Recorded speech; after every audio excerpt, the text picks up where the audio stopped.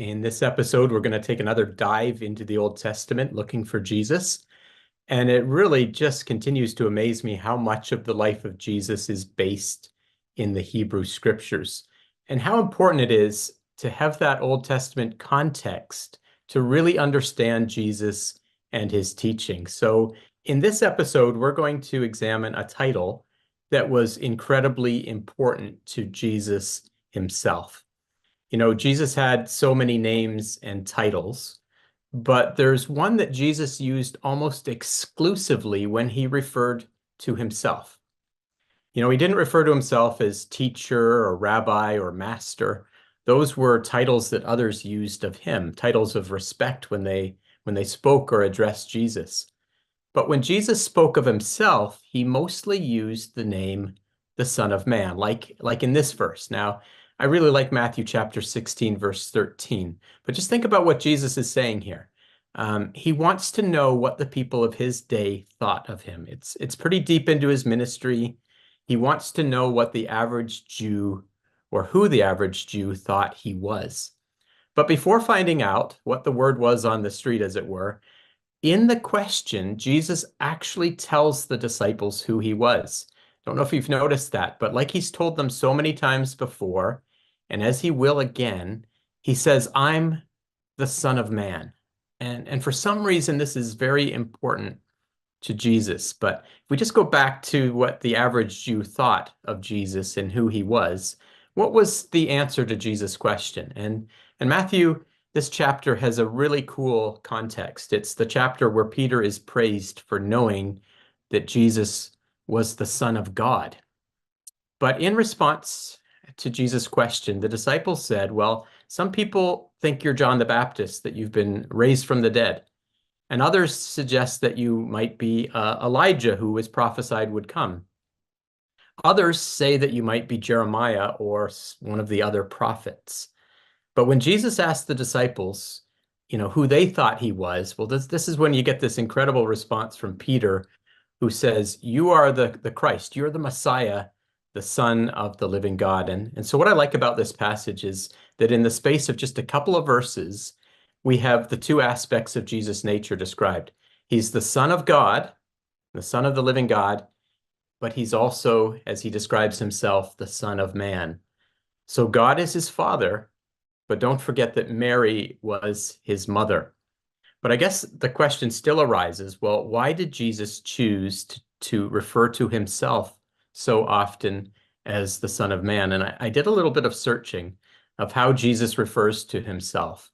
And he refers to himself as the Son of God less than half a dozen times. What I found was 5. He never refers to himself as God, but he refers to himself as the Son of Man 83 times. Now, that phrase, Son of Man, is only found in the New Testament 88 times. So in all but 5 occurrences in the New Testament of this phrase, it's about Jesus, and it's about Jesus referring to himself. So what was he trying to emphasize? And because our sessions are all about Jesus in the context of the Old Testament, what light does the Old Testament shed on this peculiar title? So as we do, off we go to the Old Testament. Now, if you were to search that phrase, Son of Man, in the Old Testament, you'll find another 108 occurrences of the phrase. Now, of course, that's not Jesus referring to himself. It's in the Old Testament. And one of those is in Numbers 23. And just a little tip, more often than not, the first time a word or phrase is used in the Bible is pretty important. And we're going to use the first time it shows up in Numbers as an example. So Numbers chapter 23, it's a verse about God. It's a prophecy. The words are being spoken by one of God's prophets, the prophet Balaam, but they are the words of God himself. And when you read through that verse, what you find out is God is saying, look, I am not a man. He's making a contrast. He says, look, men change their minds, men lie, but God says, I don't. If I say something, it's going to happen. I'm not a man. And to put some emphasis on it, God says, I'm not a son of man. So if we take that phrase and we think about the phrase Son of Man, this verse helps us understand what that means. Son of man is essentially equivalent to saying man, but with emphasis. You see, if you're the son of a man, you're literally a man, but you're also a man to the second generation. It's sort of a form of emphasis. And so God's saying here, look, I'm God and I'm different. Now in Hebrew, sometimes it's useful to look up the Hebrew word. Sometimes it's hard to get anything out of that. But I put this on the screen because in Hebrew, the Son of Man is two words. It's the word ben, which means son. And the reason I put it up is because of what the word is for man. It's Adam. It's the name of the first human. So Adam is the Hebrew word for man, but it's also alerting to us that, when you say you're a son of man, it means that you're part of the human race. You're a son of Adam. Now, that phrase in Numbers 23 is pretty generic. And I think when Jesus calls himself the Son of Man, this is probably not necessarily the verse that he's thinking of, but the concept is important because it emphasizes, and Jesus emphasizes his humanity. Even that reference in the New Testament, when Jesus calls himself the Son of Man, it's very generic as well. It's in Greek, weos anthropos. And again, I put it up here for you because we think of the word anthropology. So weos is son, but it's the word anthropology or anthropos that we think of. Anthropology being the study of human societies. So Jesus is literally saying, when he uses this title of himself, I'm the son of a human being. And so both Old and New Testament, that's what the phrase Son of Man refers to. Now just tuck that away in your mind, that Jesus is contrasting that he's human in contrast to God, as was noted in Numbers. So while that phrase Son of Man is rather generic, there's actually two incredibly significant ways it's used in the Old Testament. Two important references that I'm certain Jesus was thinking of as he uses this title of himself. And the first relates to another prophet, another Israelite who was sent by God to the nation of Israel. And that prophet was Ezekiel. Now, there's lots of prophets in the Old Testament, many which you are much more well known than Ezekiel. But if you asked a Bible scholar which prophet was called the Son of Man, they're all going to answer immediately and say, Ezekiel. You see, Ezekiel was called the Son of Man 93 times. In fact, there's only 15 times in the Old Testament that phrase Son of Man doesn't refer to Ezekiel. So when Jesus asked his disciples who the prophets thought he was, and they responded, well, maybe he's one of the prophets, Ezekiel could have been one of those prophets, or should have been one of those prophets that was on their minds. Now, if you look up those 93 references to Ezekiel, you're going to find a key difference. Ezekiel is never using that term of himself. In fact, it's quite the opposite. In all 93 occurrences, it's someone else calling Ezekiel Son of Man, and every time it's God calling Ezekiel Son of Man. He's saying, you're a son of Adam. And the point is that God is taking a prophet, a man, and he's making him his spokesperson. So Ezekiel is a prophet, and God put his words in the mouth of a man. And one of those 93 references, we're going to look at a few of them. One of them is in Ezekiel chapter 2. In fact, this is the second reference to Ezekiel being the Son of Man. And what God says to him is, I'm going to send you to the children of Israel, and they need you because they're a rebellious nation. Now, both of those aspects could equally apply to Jesus. Jesus is identifying himself with Ezekiel. Jesus was sent to the nation of Israel, and Jesus was telling the nation that they were rebellious and in need of repentance. And if you continue on, the similarities continue. So in verse 6, God tells Ezekiel, well, don't be afraid, but you're going to face some trials here. They're going to speak evil of you. They're going to hurt you with briars and thorns. It's going to be like living among scorpions. And you see, that's exactly what applied to Jesus too. He was God's spokesperson, but the people spoke evil of him. They bruised him with thorns when they crucified him. These are the things that Jesus experienced.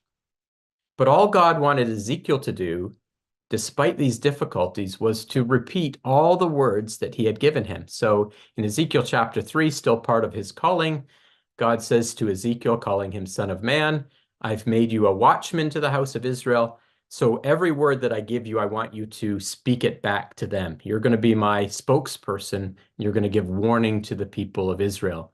And Ezekiel did this. Despite the danger, he never left out a word of what God asked him to speak. And look at what Jesus says in John chapter 12.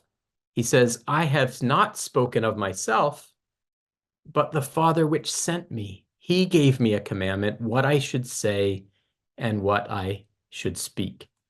And I can't leave out this verse in Ezekiel chapter 17 because of its connection to a previous webinar. We looked at how Jesus was a prophet that spoke in parables. Well, Ezekiel, more than any other prophet, taught the people of God in parables. He was a prophet of sign. He acted out God's message so that the people could better visualize it. And so here, God is telling the Son of Man, Ezekiel, to put forth a riddle and speak parables to the house of Israel. And you'll remember in our previous webinar, we looked at how Jesus spoke to the multitude, spoke to the nation of Israel in parables. So with an Old Testament background, you start to understand why Jesus was calling himself the Son of Man and what he was trying to get across. He was trying to tell them that he was a prophet sent by God. And although he was a man, he was delivering a message directly from God. God had commissioned him, like Ezekiel, to be his spokesperson. And unfortunately, like Ezekiel, he knew that the majority of the nation was going to ignore his message and try to put him to death. Well, that's one of two very important Old Testament contexts to Jesus' title. The second is a little bit less obvious.